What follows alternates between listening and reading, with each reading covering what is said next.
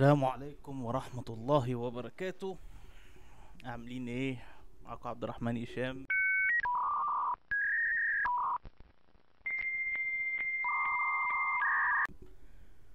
ومش حلقة جديدة بقى، لا ده بلاي ليست جديدة كده. هنبتدي نقيم الابليكيشنز اللي موجودة في السوق المصري. اخترت ابليكيشن عشوائي والله، مش مفيش حاجة في دماغي، لكن قلت بما اننا كده كده هنقيم حاجات السوق المصري فنبتدي بيه. اول حاجة ده هيلستيك، يعني صيدلية عاملة ابلكيشن اسمها الطرشوبي. ده موجودة في مدينتي، وده من النوادر ان يبقى في صيدليات عاملة ابس وتقدر تديليفر والكلام ده كله، وتقدر تتابع الستوك على الاونلاين والاوفلاين وتقدر تربطهم ببعض. فده شغل كويس من ناحية التكنيكال، من ناحية الاوبريشن ذات نفسه.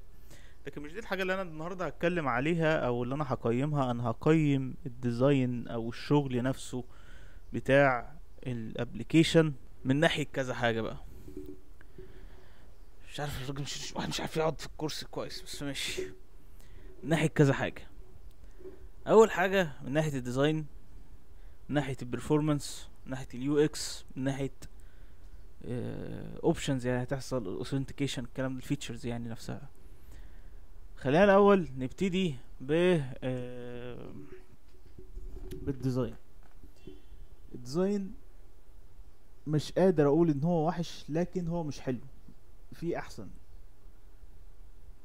هو ممسوك برضو باللون بتاع اللوجو كيو اي، لكن برضو مش احسن حاجة من ناحية ما تخش تعمل اوثنتيكيشن اللي هو ساين اب ساين ان لحد لما تخش على الهوم. انا مش مرتاح وانا بتعامل، حاسس ان انا مش عايز ارجع تاني للابليكيشن اطلب من عنده. مقارنة بالعزبي هنعمل له ريفيو كده كده. مقارنة بالعزبي فعزبي لا، احسن بكتير. الكارثة لو احنا بدأنا من الاول في الابليكيشن، ف الساين اب نفسه طالب طلبات كتير هتخنقني عقبال ما انا اطلب. يعني مش عايز اقعد املى كل ده. احنا في 2024، بمجرد تليفونك وخش على طول سيمبل او تي بي، انت كده كده هتبعت او تي بي، فليه بتاخد بقيه الداتا؟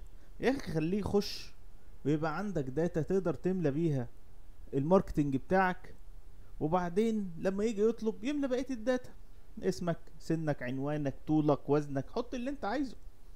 لكن مش وهو بيخش ساين اب اللي هو ارخم ابسط حاجه المفروض الواحد يبقى بيعديها، وتلاقيه بالمنظر ده خمس ست حاجات مطلوبة ليه. مش احسن حاجة يعني. احنا متقدمين الايام دي.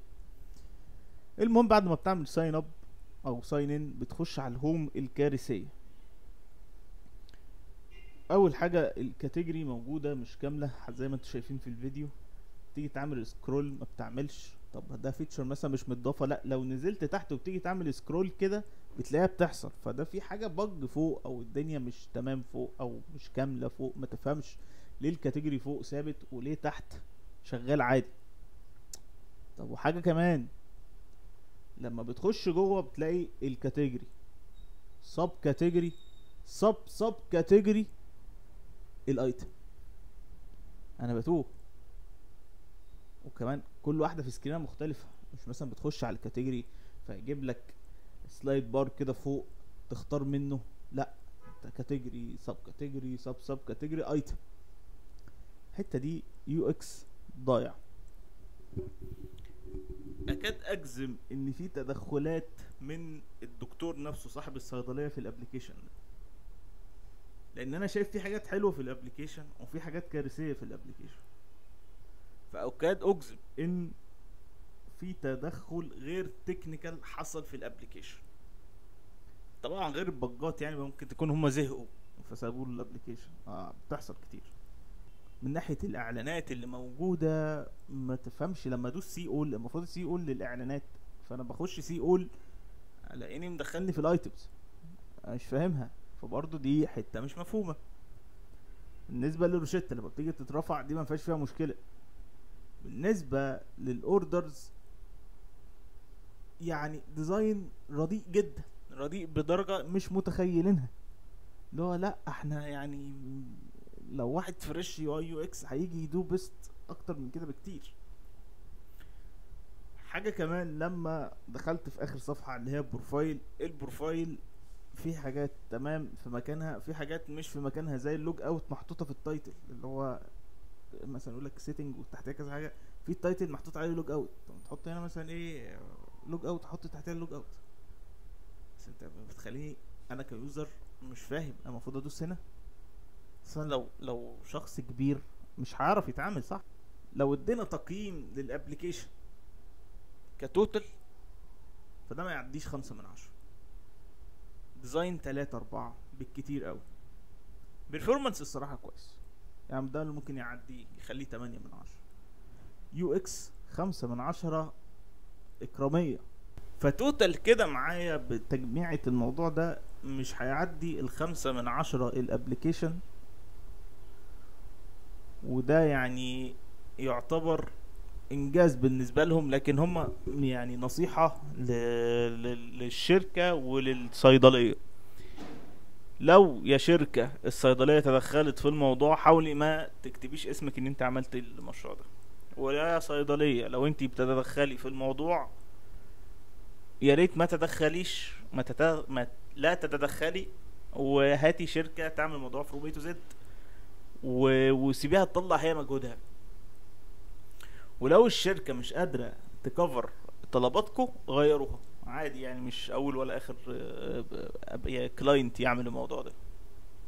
دي نصيحتي ودي تجربتي للابليكيشن، وان شاء الله هيبقى في بلاي ليست الفتره الجايه لتجارب الابليكيشن، ريتنج الابليكيشن، ونسميه مثلا، تعالوا نسمي الموضوع ده ايه، ابليكيشن بلوجر. مثلا يقول لك فود ريفيور، فابليكيشن ريفيور، اب ريفيور، تعالوا نخليها اب ريفيور. والسلام عليكم ورحمة الله وبركاته، واشوفكم في حلقة جديدة ان شاء الله. لو لسه عايشين ما تنسوش اللايك والسبسكرايب ودعمنا بحبة حاجات والجرس والكلام ده كله. يلا السلام عليكم.